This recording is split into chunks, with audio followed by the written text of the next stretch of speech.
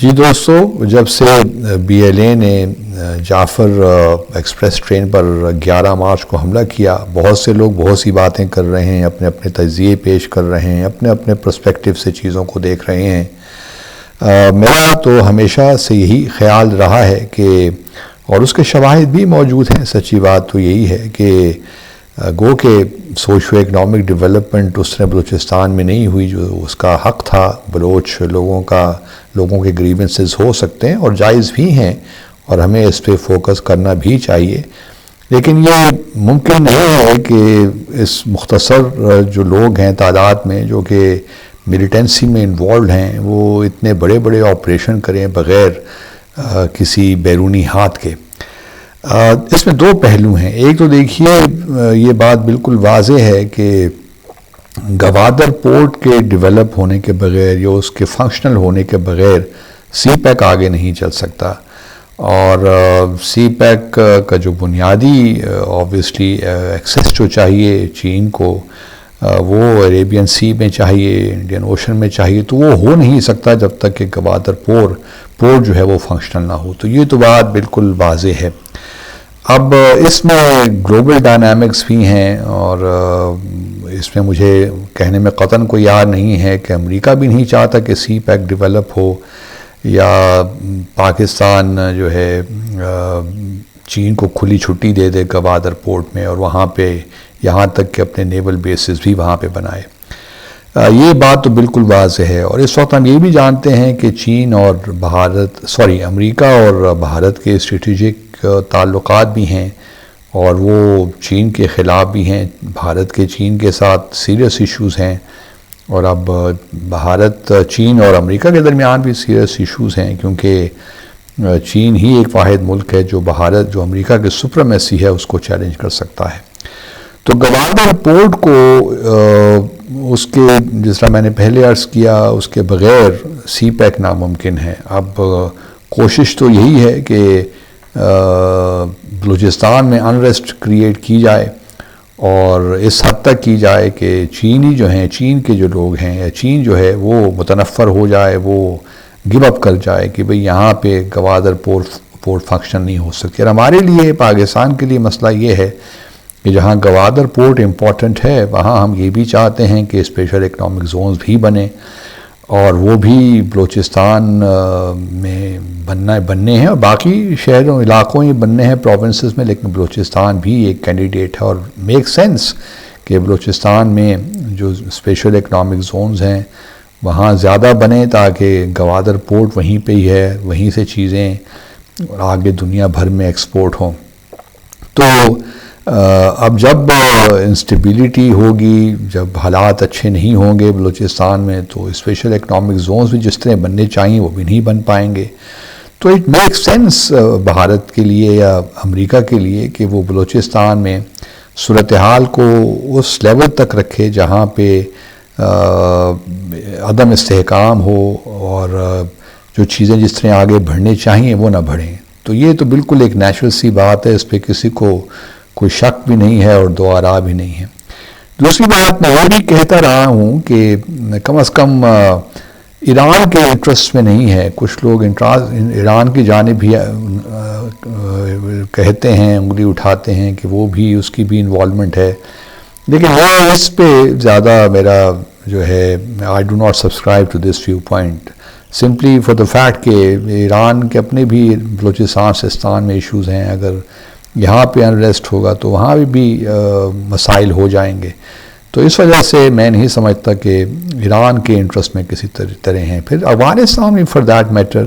افغانستان کی بھی اس طرح انٹرسٹ میں نہیں ہے کہ وہ پاکستان میں یا بلوچستان میں انریسٹ کریٹ کرے، کیونکہ یہاں پہ انریسٹ ہوگی تو وہاں بھی اس کا لامحالہ اس کا امپیکٹ تو ہوگا۔ لیکن یہ ایک بڑی توجہ طلب بات ہے کہ کچھ لوگ بی ایل اے کے اس جعفر ایکسپریس ٹرین کے واقعے کے بعد ٹی ٹی پی کو اور بلوچستان میں جو ملیٹنٹس ہیں یا سیپریٹسٹ ہیں، خاص طور پہ بی ایل اے، ان کو ملا رہے ہیں کہ ان کا نیکسس ہے اور یہ آپس میں اب کوآرڈینیٹ کر رہے ہیں۔ یہ بڑی تشویشناک بات ہے اگر ایسا ہے، اور چونکہ بی ایل اے ہماری جو انیشیل پاکستان انٹیلیجنس کی جو اطلاعات ہیں وہ یہی ہیں کہ سارا جو آپریشن ہوا یہ افغانستان سے کنٹرول ہوا، اور وہیں سے ہی، لیکن یہ اس کا ہرگز کم از کم میں یہ مطلب نہیں لیتا کہ اس میں جو ہے افغان جو قابل حکومت کی کسی طور بھی یا کسی حوالے سے انوالومنٹ ہو سکتی ہے، ہو بھی سکتی ہے، لیکن مجھے لگتا کچھ یوں ہے کہ اس میں جہاں بھارت کی انوالومنٹ ہے، افغانستان میں کچھ علاقے بھی ایسے ہوں گے جہاں پہ یہ آپریٹ کر رہے ہیں، اور پھر صرف یہ نہیں، کچھ ہمارے گلف کنٹریز کے تھرو بھی یہ کام ہو رہا ہے، کیونکہ بہت سے جو بلوچ ملیٹنٹس ہیں اور ڈسیڈنٹس ہیں وہ باہر گلف کنٹریز میں بھی ہیں، یو کے میں بھی ہیں، سوئٹزرلینڈ میں بھی ہیں، وہاں سے بیٹھ کے یہ آپریٹ کرتے ہیں، اور یہ پیسہ جو ساری فنڈنگ ہوتی ہے یہ اس میں گلف کنٹریز بھی کچھ انوالوڈ ہیں۔ تو یہ بڑا ایک کمپلیکس سا معاملہ ہو گیا ہے۔ دوسری جانب اگر آپ بھارت کے نقطہ نظر سے دیکھیے، انہوں نے تو ہمارے سارے جو ہم نے کہا کہ جی بھارت کی انوالومنٹ ہے، ہمارے پاس شواہد بھی ہیں، جس میں نے پہلے ذکر کیا، بھارت نے ان کو تو رد کر دیا، انہوں نے کہا کہ جی پاکستان کا یہ وتیرہ ہے کہ وہ باہر دنیا کو فوری طور پہ الزام دیتا ہے، حالانکہ ایسا نہیں ہے، یہ وتیرہ تو بھارت کا ہے کہ جب بھی کوئی واقعہ ہوتا ہے بھارت میں تو فوری طور پہ اس کا الزام پاکستان پہ لگا دیا جاتا ہے۔ پاکستان کوئی جلد بازی نہیں کرتا، اور ہمیشہ جب شواہد ملتے ہیں تبھی ہم کسی ملک کا نام لیتے ہیں۔ تو اس میں بھی اگر آپ دیکھیے اس واقعے میں جو ہے ہم نے ہمارے پاس چونکہ شواہد موجود تھے، کچھ ٹیلی فونز ہوئیں جو ہم نے ان کو انٹرسیپٹ کیا، اور اس سے بالکل واضح ہوتا ہے کہ یہ کہیں نہ کہیں افغانستان سے اس کے تانے بانے ملتے ہیں۔ اب بھارت کے لیے بھی یہ پریشان کن ہونا چاہیے، کیونکہ اگر بلوچستان میں انریسٹ ہوتا ہے تو وہ اس کا اثر ایران پر بھی کسی وقت پڑ سکتا ہے، آنے والے سالوں میں پھر چابہار پورٹ بھی اس سے افیکٹ ہو سکتی ہے، اور جو international north south transport corridor ہے یوریشیا سے لے کر بھارت تک، وہ بھی افیکٹ ہو سکتا ہے۔ تو کافی اس میں مختلف چیزیں ہیں جو کہ سامنے رکھنے والی ہیں، لیکن پاکستان کو بہرحال یہی چاہیے کہ ہمیں، جہاں بھارت کی یہ بات ٹھیک ہے کہ ہمیں تھوڑا اپنا بھی انٹروسپیکشن کرنا چاہیے، جو بلوچستان کے ساتھ جو معاملات ہیں پولیٹیکل سطح پہ اس کو حل ہونے چاہیے، اکنامک لیول پہ حل ہونے چاہیے، تو اس کے لیے ایک ہولسٹک کمپریہنسو اسٹریٹجی کی ضرورت ہے، جو کہ پہلے بھی بنتی رہی ہیں لیکن اس پہ امپلیمنٹیشن نہیں ہو سکی۔ ہمیں چاہیے کہ بلوچستان کو ہم ٹاپ پوسٹ پریورٹی پہ رکھیں اور مسائل کو حل کریں، تاکہ اس قسم کی چیزیں دوبارہ نہ ہوں۔ اور یہ جو اوور نائٹ جو سیلیبریٹیز بن جاتی ہیں، یہ بھی ایک بہت بڑا معمہ ہے، ڈاکٹر مہارنگ بلوچ ہوں یا اور ہو، تو یہ ایک میرے لیے تو بڑے اچنبھے کی بات ہے کہ راتوں رات یہ لوگ انٹرنیشنل فیم حاصل کر لیتے ہیں، تو آبویسلی ایک بہت بڑی کانسپریسی ہے۔ یہ نہیں ہے کہ بلوچستان کو الگ کرنا چاہتے ہیں پاکستان سے،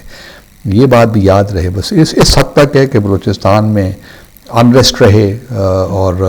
یہ جو سی پیک ہے یہ آگے نہ بڑھ سکے، اور پاکستان اکنامکلی آگے نہ جا سکے۔ پھر جموں اور کشمیر سے بھی توجہ ہٹانے کے لیے یہ کیا جاتا ہے کہ پاکستان انہی چیزوں میں انوالو رہے، اور جموں اور کشمیر کا جو معاملات ہیں، جو بھارت وہاں کچھ کر رہا ہے مقبوضہ جموں اور کشمیر میں، پاکستان اس پہ اپنا فوکس نہ کر سکے۔ Thank you very much.